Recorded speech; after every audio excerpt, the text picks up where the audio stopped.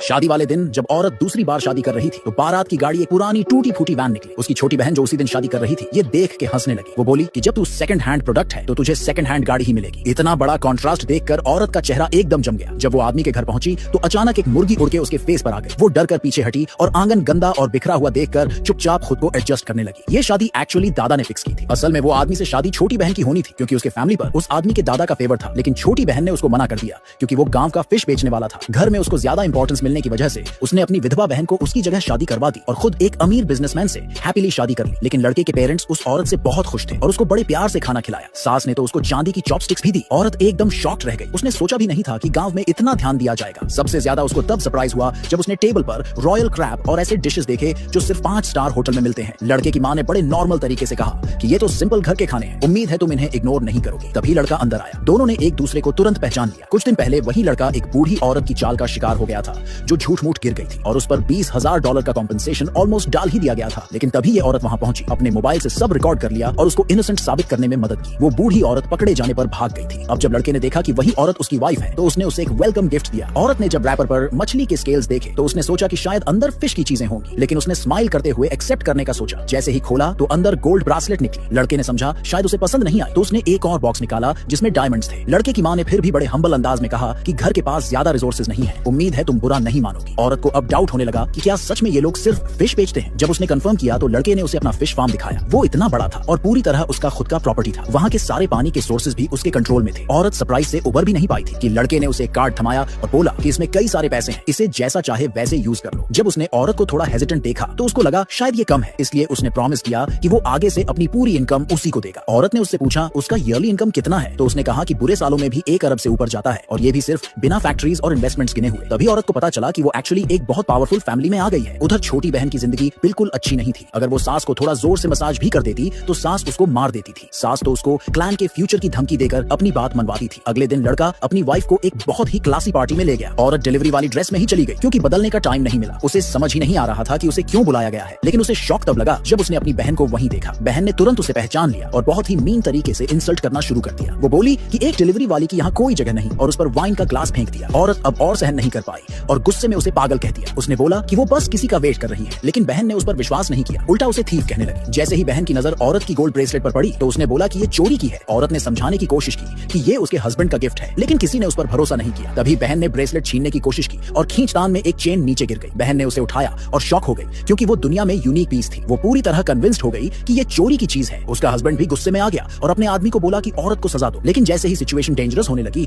लड़का वहां आ गया और अपनी ठंडी और पावरफुल आवाज में सबको रोक दिया।